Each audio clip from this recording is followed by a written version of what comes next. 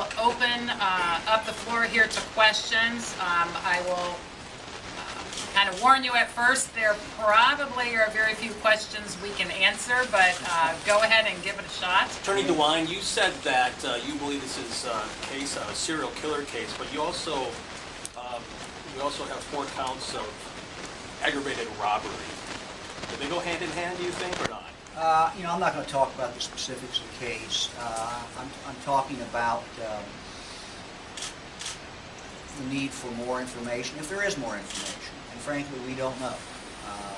We know what we know. We don't know what else might be out there. What's the status of Grogan Rafferty right now, and if you could talk about his cooperation with this case?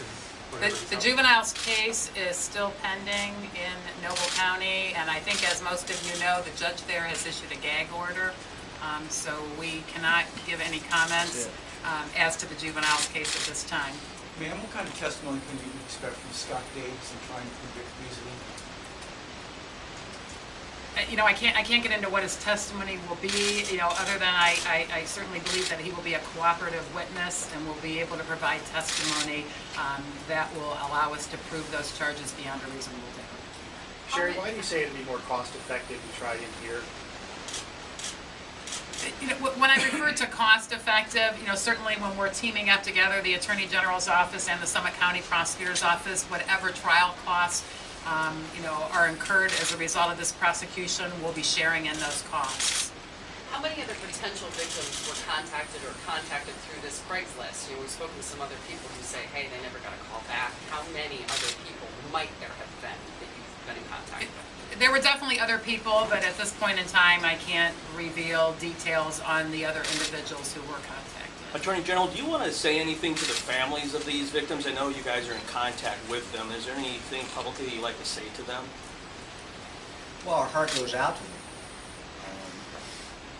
We've all lost family members.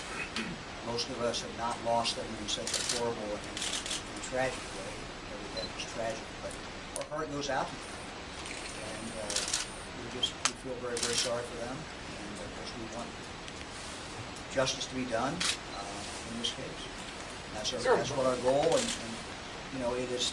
The other thing I would say is that the prosecutor and I are standing up here today, but there have been dozens and dozens and dozens of people who have worked long and hard for us to get to this point. Some of them are here today, but many of them who are not.